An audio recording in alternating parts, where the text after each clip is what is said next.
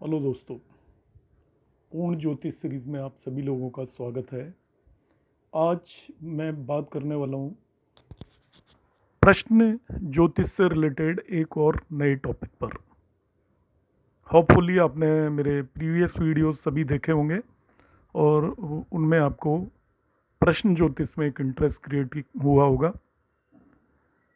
अब मैं आगे बढ़ता हूँ और एक ऐसे टॉपिक पे बात करूँगा कि जब भी किसी भी एस्ट्रोलॉजर के पास कोई भी नेटिव आता है और वो प्रश्न पूछता है, तो जनरली देखा गया है कि बहुत सारे लोग केवल टेस्ट करने के लिए आते हैं, चेक करने के लिए आते हैं कि इस एस्ट्रोलॉजर को कुछ आता है या नहीं आता है, या आप समझ सकते हो वो मजाक उड़ाने के मूड में होते हैं।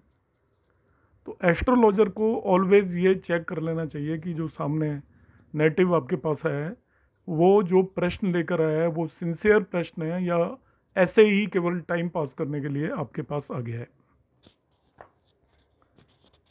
क्योंकि एस्ट्रोलॉजी एक बहुत ही ऑस्पिशियस विद्या है और हम एज ए एस्ट्रोलॉजर इसका मजाक उड़ते हुए भी नहीं देख सकते। प्रेडिक्शन सही और गलत होना एक अलग बात होती है, मगर उसकी सिंसियरिटी को कभी भी कंप्रोमाइज़ नहीं करना है।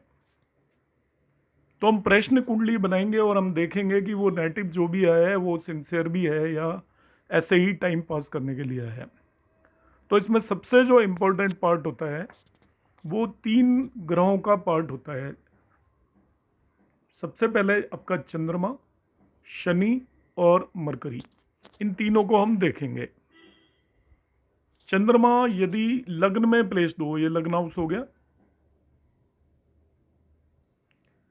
मीन्स मून यदि यहाँ पर लग्न में प्लेस्ड हो जाए, शनि किसी भी केंद्र में हो, यहाँ पे भी हो सकता है 4, 7 और 10वें घर के अंदर यदि शनि या सैटर्न प्लेस्ड हो जाए, और मरकरी कंबस्ट हो जाए। मरकरी ज़्यादातर कंबस्ट होता है, अस्त होता है, क्योंकि वो सूर्य के पास होता है, सन के पास होता है, और सन के पास यदि अप्रॉक्सीमेटली 10 डिग्री से कम है तो उसे हम कंबस्ट मानेंगे। तो इन सभी केसेस में हम मान के चलेंगे कि जो क्वेरिस्ट है उसकी इनसिंसियर क्वेरी है, वो सिंसियरिटी से नहीं आया आपके पास, केवल आपको चेक करने के लिए आया है या और किसी वजह से आया है।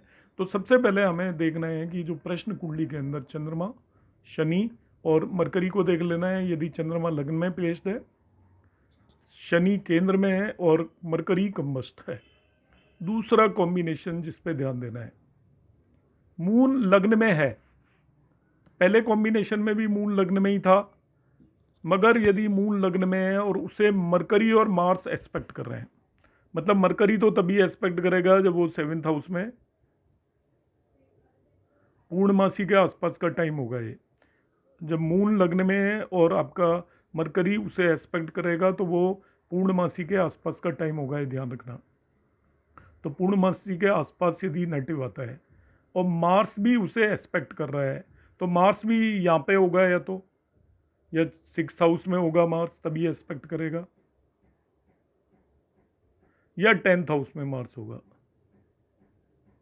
तो आपको ये देखना है कि मून पहले कॉम्बिनेशन में भी मून लग्न में था, सैटर्न केंद्र में था, मरकरी कंबस था। इस केस में मून लग्न में है और moon is expected by the Mars और मरकरी, तभी भी जो क्वेरी होगी वो इनसिंसियर क्वेरी होगी।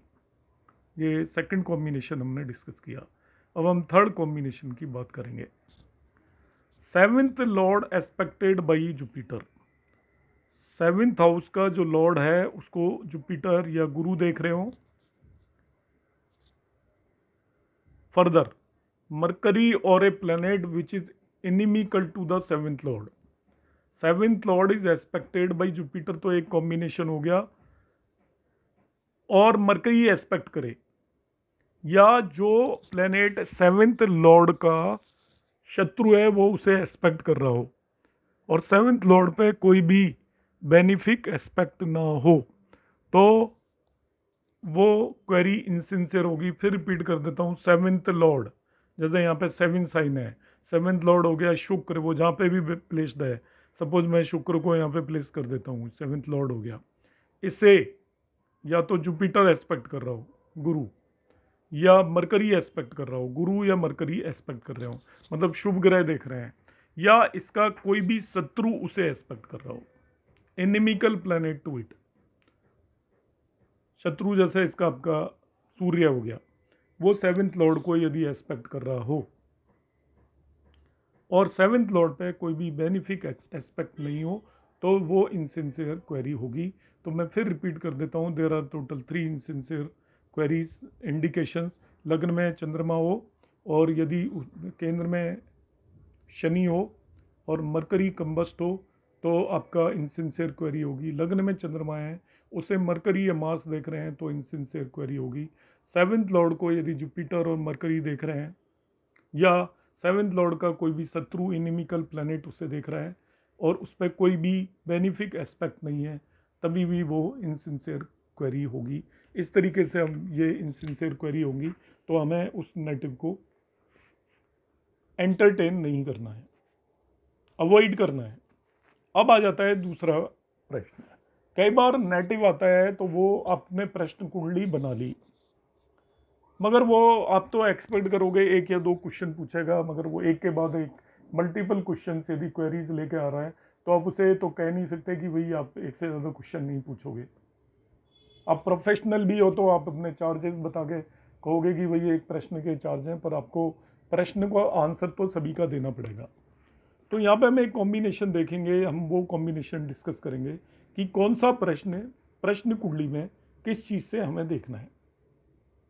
यदि नेटिव ने पहला प्रश्न पूछा तो पहला प्रश्न इस प्रश्न कुंडली के लग्न से ही ऑलवेज देखना है। लग्न के बेसिस पर हम उसका प्रेडिक्शन देंगे। पहले प्रश्न के केस में लग्न आपकी इंपॉर्टेंट होगी। अब वो फर्स्ट क्वेश्चन आपने बता दिया जो भी है, अब उससे रिलेटेड उसने सेकंड क्वेश्चन आपसे पूछ लिया कि जैसे आपके पास आया क्या मेरा ट्रांसफ़र होगा। आपने लग्न से देखा, पर उसने देखा वहाँ पर जहाँ मेरा ट्रांसफ़र होगा वहाँ पे मेरा कैसा रहेगा, जॉब अच्छा रहेगा ख़राब रहेगा, या साथ में कहेगा मेरा प्रमोशन भी होगा क्या। तो ये दूसरा प्रश्न हो गया।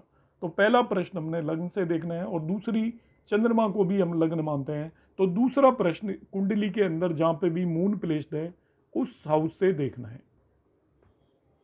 थर्ड प्रश्न, तो आपको पता है कि हम लग्न को लग्न मानते हैं, चंद्रमा को लग्न मानते हैं और बहुत सारे लोग जोडियक साइन को ही सब कुछ मानते हैं। तो जोडियक साइन मतलब सूर्य का जिस भी साइन के अंदर हो। तीसरा प्रश्न उससे देखना है। तो थर्ड प्रश्न आपको सूर्य से देखना है। तो पहला लग्न से, दूसरा चंद्रमा से, तीसरा सूर्य से। फोर्थ प्रश्न हमने गुरु या जुपिटर से देखना है। जहाँ भी जुपिटर प्लेस्ड है आपका कुंडली के अंदर, सपोज जुपिटर 7th हाउस में प्लेस्ड हो गया तो यहाँ से हमने फोर्थ प्रश्न का एनालिसिस करना है। फिफ्थ क्वेश्चन यदि आ गया तो हम देखेंगे उसमें मरकरी और वीनस, शुक्र और बुध के अंदर जो भी स्ट्रॉन्ग है। अब स्ट्रॉन्ग में फिर वही सवाल आ जाता है कौन स्ट्रॉन्ग है। तो जनरली जिस पे आपका मित्र घर के अंदर है उसको बेनिफिक प्लैनेट एस्पेक्ट कर रहे हैं, अच्छे घरों में है, केंद्रीय त्रिकोण में है, उसे स्ट्रॉन्ग माना जाएगा। तो वीनस और मरकरी में जो भी स्ट्रॉन्ग आपको देखने में लग रहा है उससे हम 5वें क्वेश्चन का जवाब देंगे और इन दोनों में जो वीकर है उससे 6ठे क्वेश्चन का आंसर करेंगे। तो आपको लग्न से हमने पहले क्वेश्चन का आंसर दिया, मून से दूसरा, सन से तीसरा, जुपिटर से चौथा और वीनस और मरकरी में जो भी स्ट्रॉन्ग है उससे 5वां और वीनस और मरकरी में जो भी वीक है उससे 6ठे प्रश्न का जवाब देंगे। इन जनरली इससे ज़्यादा प्रश्न कोई भी नेटिव लेकर नहीं आएगा, तो 5-6 प्रश्नों का जवाब हम इस तरीके से दे सकते हैं। आई होप ये मैं 2 आपके डाउट्स क्लियर करने में कैपेबल हुआ हूँ। आप वीडियोस मेरे देखते रहिएगा। प्रश्न कुंडली से रिलेटेड आगे मैं सभी प्रश्नों के आपके जवाब अपने अपकमिंग वीडियोस में दूंगा। आप लोगों का वीडियो देखने के लिए बहुत बहुत धन्यवाद।